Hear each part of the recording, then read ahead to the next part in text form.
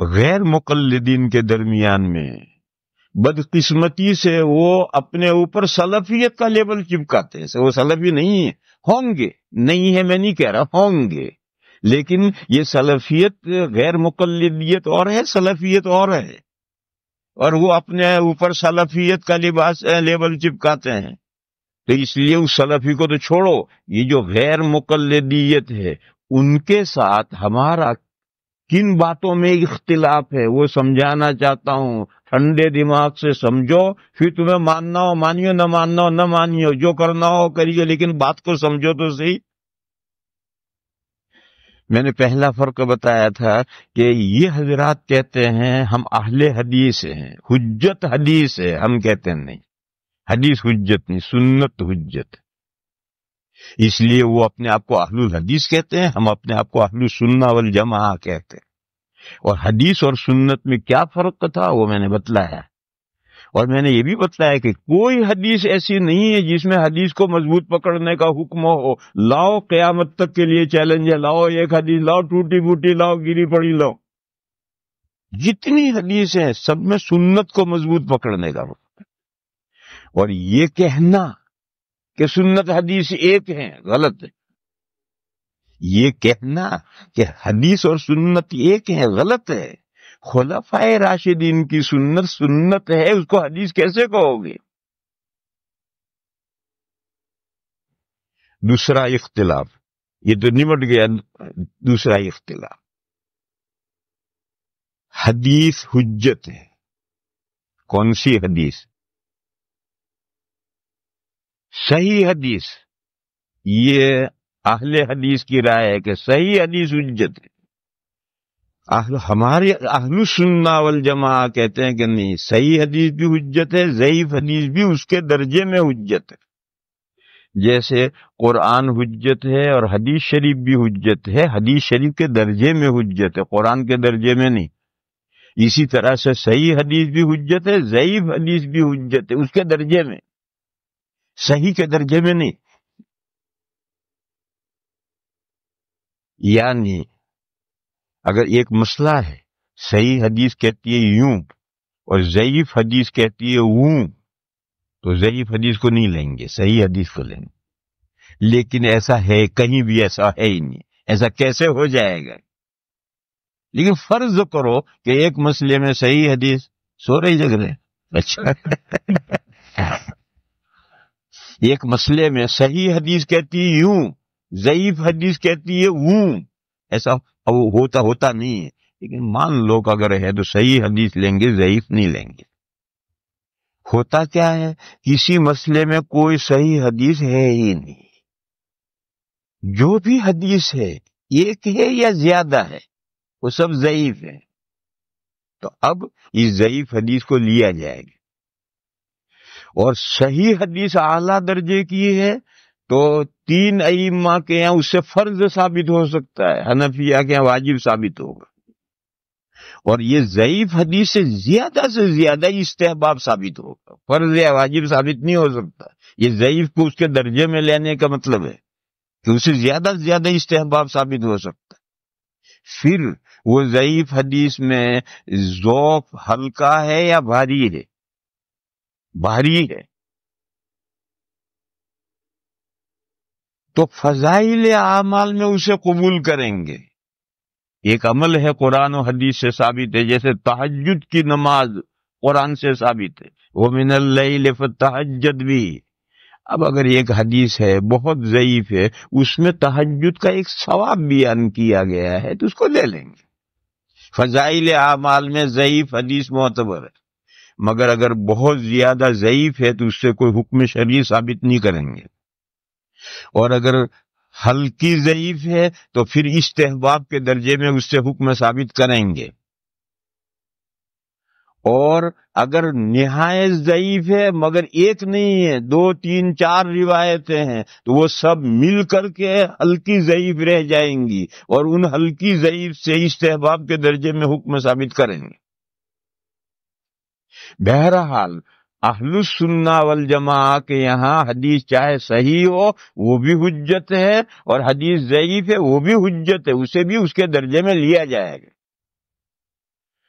اور یہ حضرات وہ کہتے نہیں صرف حدیث صحیح حجت ہے، ضعیف حدیث نہیں حجت نہیں. چنانچہ ان کے سامنے کوئی بات ہاذا حدیث ضعیف، فوراً کہ ہاذا حدیث ضعیف. تو اگر حدیث ضعیف ہے تو کیا آسمان ٹوٹ پڑا؟ اس مسئلے کو سمجھو میرے بھائیو، سمجھو اسے. حدیثیں پہلی صدی ختم ہو کر کے دوسری صدی شروع ہوئی، تب سے حدیثوں کی تدوین اور تصنیف، کتابوں میں حدیثیں لکھنے کا رواج شروع ہوا. اور حدیثیں 3 کیٹیگری بنائی گئی: صحیح، ضعیف اور موضوع. موضوع مانے گڑی ہوئی، جو حدیث ہے ہی نہیں. 1400 سال سے تمام ضعیف حدیثیں صحیح حدیثوں کی کتابوں میں انکلوڈ کی گئی، اور موضوع حدیثوں کو الگ کتاب میں لیا گیا کیونکہ وہ حدیثیں ہیں ہی نہیں. موضوع گڑی ہوئی حدیث، تو حدیثیں ہیں ہی نہیں، تو ان کو الگ کتاب میں لکھا گیا. اور حدیث کی جتنی کتابیں ہیں، بخاری شریف اور مسلم شریف کو چھوڑ کر جتنی حدیث کی کتابیں ہیں، ان میں صحیح حدیثیں اور ضعیف حدیثیں سب ایک ہی کتاب میں لی گئی. ترمذی میں صحیح کے ساتھ ضعیف بھی ہیں، ابو داؤد میں، نسائی میں، دارمی میں، مستدرک حاکم میں، مسند احمد میں، سبھی کتابوں میں صحیح حدیثوں کے ساتھ ضعیف حدیثیں بھی ہیں. کیوں؟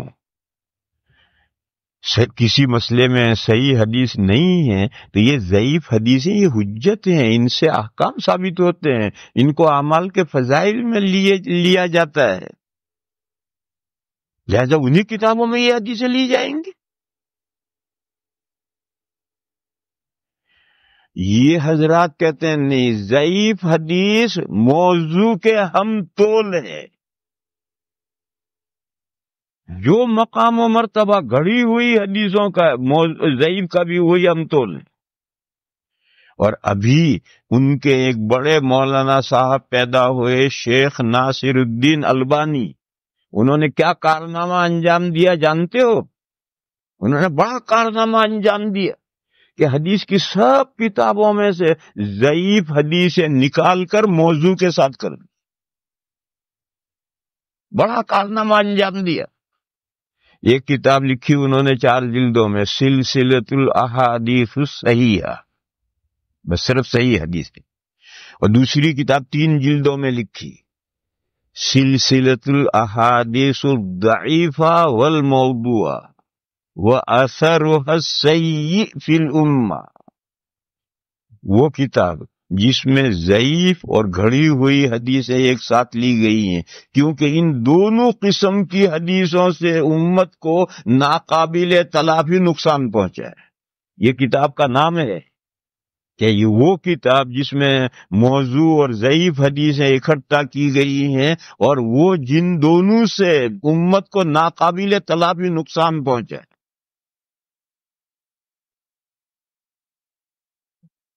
تو 1400 سال سے جو امت کرتی آ رہی تھی، 1400 سال سے موضوع حدیثیں الگ کتاب میں تھی، صحیح اور ضعیف حدیث کی کتاب میں تھی. ان صاحب نے آ کر کے ادھر سے موضوع نکال کر ادھر کر دیا، اور عرب ممالک سے لے کر کے یورپ اور امریکہ تک تمام نوجوانوں کا دماغ بگاڑ کر رکھ دیا. وہ فوراً کہ ہذا حدیث ضعیف، ہذا حدیث ضعیف، یعنی یہ حدیث گڑی ہوئی، یہ ہے ہی نہیں. وہ کسی قیمت. اچھا، پھر حدیث کو صحیح اور ضعیف بنانا تو بچوں کا کھیل ہے، چٹکی بجاؤ حدیث ضعیف ہو جاتی ہے. جب چاہو لاؤ کوئی بھی حدیث لاؤ، میں اسے 2 منٹ میں ضعیف کر دوں. کیوں؟ جتنے بڑے بڑے راوی ہیں ان کی تعریف کرنے والے بھی ہوں گے، برائی کرنے والے بھی ہوں گے. ہر بڑے آدمی کے برائی کرنے والے ہوتے ہیں. تو بڑے سے بڑے راوی ہیں، بہترین راوی ہیں. امام ابو حنیفہ کی برائی کرنے والے کچھ کم ہیں؟ امام شافعی علیہ الرحمہ کی برائی کرنے والے کچھ کم ہیں؟ نالائقوں نے حدیث گھڑی ہے. حضور نے فرمایا کہ میری امت میں ایک شخص پیدا ہوگا جو ابن ادریس ہوگا، وہ امت کے لیے ابلیس سے زیادہ نقصان پہنچائے گا. ادریس اور ابلیس کا وزن ملا ہے امام شافعی علیہ الرحمہ کی برائی میں. تو ہر بڑے آدمی کی برائی میں قول ہوتے ہیں، جلنے والے کوئی کم نہیں ہیں. تو راوی کے وہ راوی کے بارے میں وہ اقوال جو برائی کے ہیں وہ لے لو، حدیث ضعیف ہوگی. کبھی سے ایک راوی تو ایسا ہے ویسا ہے، تو حدیث کو ضعیف کرنا تو بچوں کا کھیل ہے.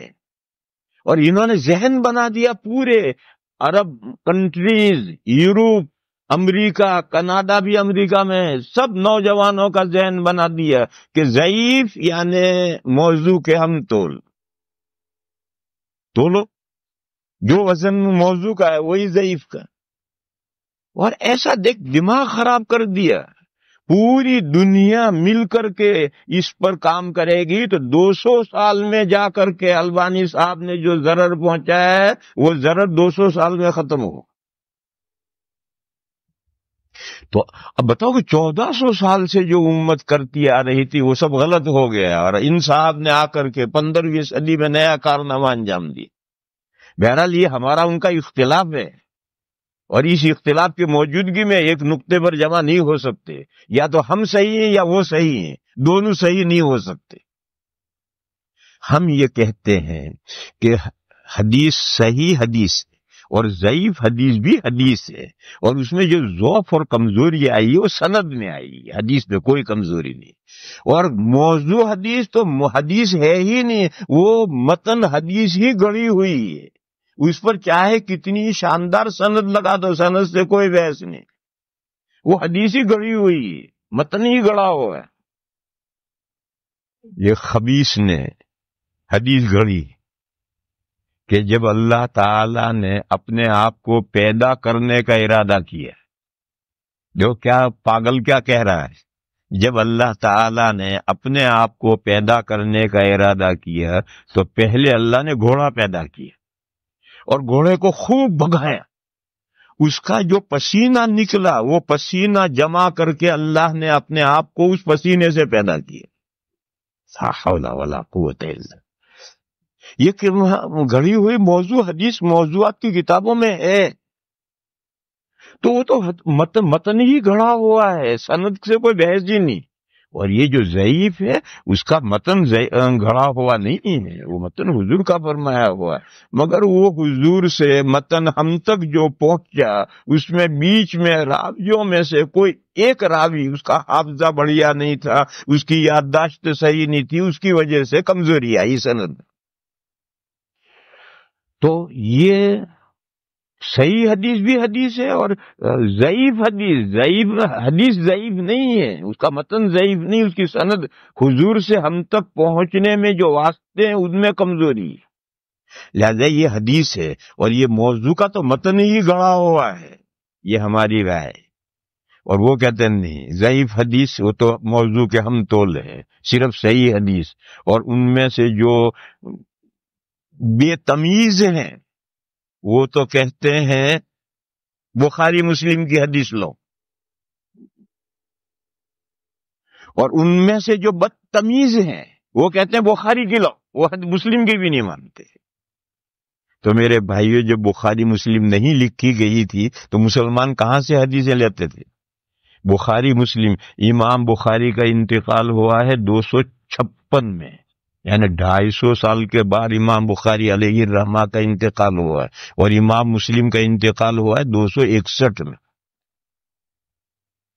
تو یہ کتابیں تو اب وجود میں آئی. 200 سال تک مسلمان کہاں سے حدیث لیتے تھے؟ جو آج تم کہتے ہو کہ بخاری مسلم میں سے حدیث لاؤ، یا کہتے ہو بخاری میں سے حدیث لاؤ،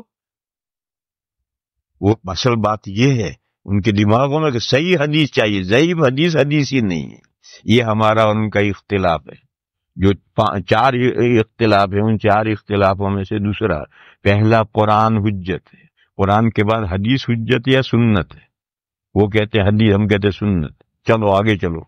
صحیح حدیث یا ضعیف حدیث بھی حجت ہے، ہم کہتے ہیں صحیح حدیث اور ضعیف حدیث بھی حجت ہے، اس کے درجے میں. وہ کہتے ہیں ضعیف حدیث حدیث ہی نہیں ہے، وہ گھڑی ہوئی حدیثوں کے مانند ہے. وآخر دعوانا